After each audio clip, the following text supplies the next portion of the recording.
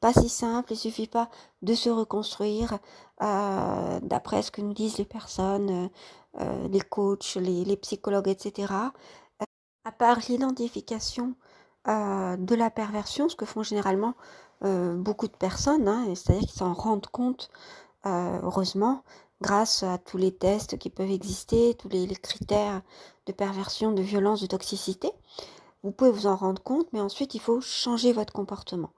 Donc, il y a une thérapie comportementale que vous pouvez faire vous-même aussi, hein, pour arriver à repérer ce qui, dans notre comportement, favorise, induit, provoque, sans nous en rendre compte évidemment, chez l'autre, un comportement, soit un comportement toxique en tout cas, ou dépendant, ou qui fait que la relation, euh, de quelque nature qu'elle soit, hein, une relation d'amitié, une relation de voisinage, une relation professionnelle, une relation amoureuse, qu'elle va être bancale, qu'il y a quelque chose qui ne va pas aller et que la relation va devenir de plus en plus malsaine. Donc, thérapie comportementale, après l'identification et la prise de conscience, et ensuite, connaissance de soi, découverte de soi, qui l'on est vraiment, avant de pouvoir savoir quels sont nos besoins, de lister nos besoins, nos désirs, notre projet de vie. Voilà. Tout ça, ça arrive à la fin, en fait, une fois qu'on a passé toutes ces étapes. Et à ce moment-là, on est capable euh, de construire des rapports au monde et des relations euh, saines et de toute conscience qui peuvent nous élever et on peut réaliser vraiment, comme on dit maintenant, c'est très à la mode, la meilleure version de soi-même. En gros, c'est ça. Bon, c'est vrai que parler de la meilleure version de soi-même, c'est très, très, comment dire, très marketing avec tous les coachs qui existent sur le marché. Et moi, ce que je peux vous dire de la meilleure version de soi-même, c'est ça, c'est-à-dire tout simplement pouvoir réaliser qui l'on est. Voilà, tout simplement en connaissant nos potentiels. Et si l'on veut euh, s'épanouir, eh bien, on ne le peut qu'en sachant qui l'on est, en se découvrant et en décidant de ce que l'on veut pour l'avenir, de ne plus être passif comme si on était, euh, comment dire, impuissant devant la réalité, les choses, etc. Alors, je terminerai en disant que pour autant, les relations saines et les personnes saines ne garantissent pas un épanouissement et un bonheur. Les relations saines et les personnes saines, ce sont juste les conditions nécessaires, mais non suffisantes, pour votre épanouissement. C'est-à-dire que les relations seront bien, il y aura de la paix dans ces relations. Il y aura un amour, mais pas forcément un amour ardent, avec du désir ou des choses comme ça. Mais ce sera la paix. Voilà. Ce sera une vie, une paix. La paix, c'est généralement une vie que vous n'avez jamais connue. Si vous avez toujours été, depuis votre enfance, victime de relations perverses, dans un environnement pervers. Donc, ça va vous faire tout bizarre au début, la paix. Donc, j'en ferai une vidéo là-dessus, sur comment apprivoiser la paix, comment être heureux dans la paix. Parce que c'est très difficile quand on a toujours été dans un environnement pervers, où il y a eu beaucoup où c'était très conflictuel, où c'était le conflit qui était la règle en fait. On peut penser que en fait, on va s'ennuyer dans une relation comme ça de paix. Alors je ferai une autre vidéo là-dessus. Alors si j'oublie, veuillez me le rappeler dans les commentaires parce que je peux oublier. Parfois j'ai beaucoup d'idées, mais après je n'ai pas forcément le temps et puis après l'idée s'en va. Voilà. Alors, quelles sont les conditions à votre épanouissement?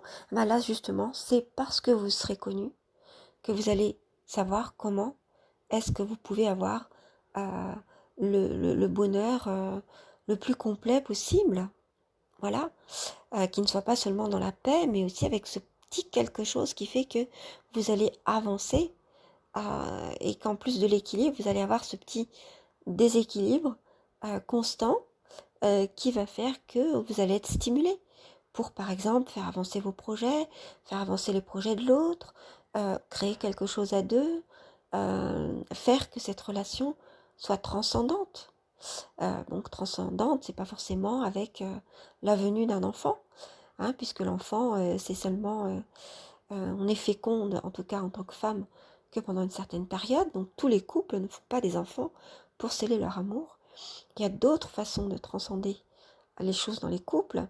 Euh, donc l'amour, je veux dire, dans les couples, c'est justement par ce petit quelque chose que l'on crée ensemble. Ça peut être créer un espace, créer quelque chose qui n'est qu'à nous, euh, un langage commun, ou des petites choses, un petit havre de paix. Ça peut être un petit havre de paix, tout simplement. Ou ça peut être quelque chose qui va porter ses fruits dans la vie publique, parmi les autres. Ça peut être aussi aider d'autres, créer une association, oui, faire un petit groupe, ou ne serait-ce que, même si c'est pas institué, un petit groupe d'amis, euh, ou essayer de faire le bien autour de soi par différentes choses, vous voyez. Voilà. En fait, c'est ce petit quelque chose qui fait qu'on crée quelque chose et qui fait que là, on s'épanouit.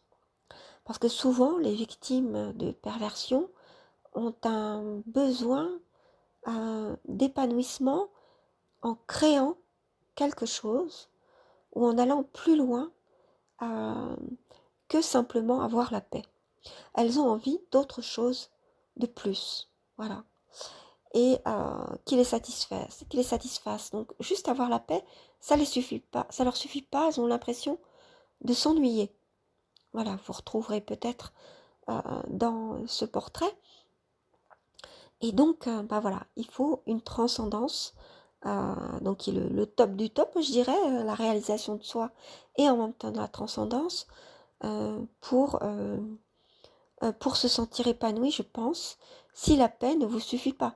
Maintenant, au départ, pour vous penser vos blessures, peut-être que pendant quelques années, quelques mois, quelques temps, la paix vous suffira. Vous aurez besoin de cette paix.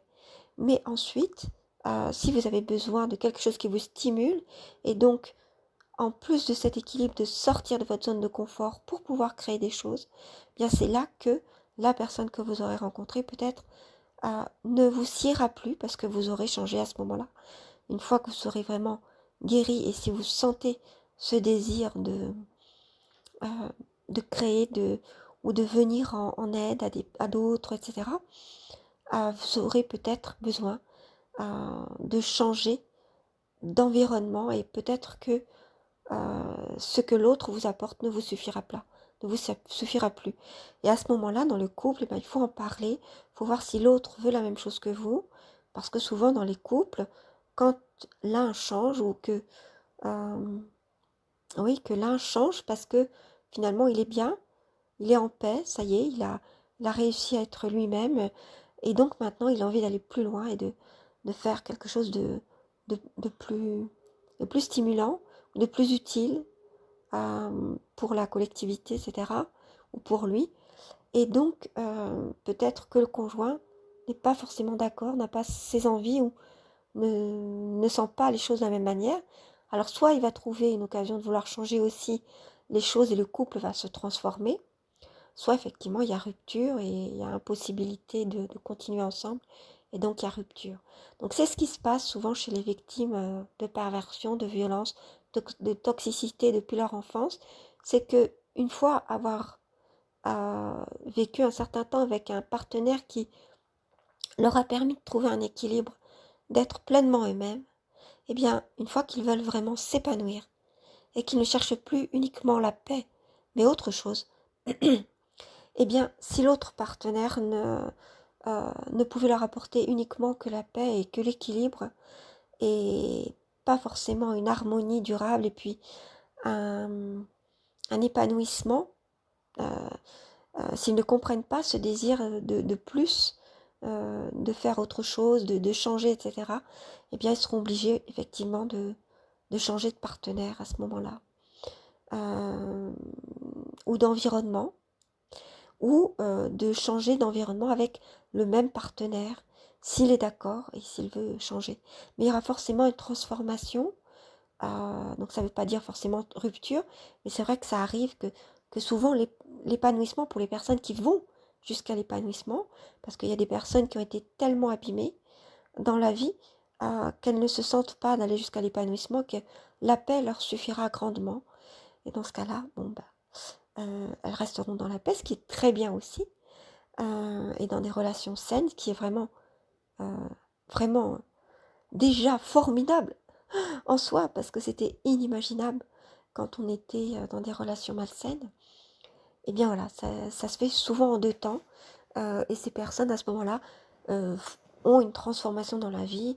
Ça peut être transformation professionnelle, euh, de mode de vie, de façon de vivre, déménagement avec une envie de recommencer tout de zéro, de créer quelque chose, etc. Voilà. Donc ne soyez pas étonnés, soyez ouverts à tout. À, euh, une fois qu'on est dans cette façon d'être, dans cette disposition d'esprit, on n'a plus peur, on est dans la confiance. Non seulement on n'a plus peur des pervers, parce qu'on sait comment faire pour les éviter, comment avoir une autre posture, mais en plus on n'a plus peur de la vie, parce qu'on sait que dans la vie, on est là pour donner. On a changé de posture, plutôt que d'être passif et d'être dans la peur et de se dire je vais tout faire pour éviter qu'on me fasse du mal. On se dit non, moi je sais comment me défendre, mais je sais ce que je peux apporter au monde, aux autres, et donc je suis là pour donner. Et être dans cette posture de don, c'est le summum de la réalisation de soi en tout cas, et ça change tout. Voilà, je vais terminer là-dessus. Je vous dis à très bientôt pour une prochaine. Prenez soin de vous et je vous souhaite d'avancer sur ce chemin de la réalisation de soi. À bientôt pour une prochaine.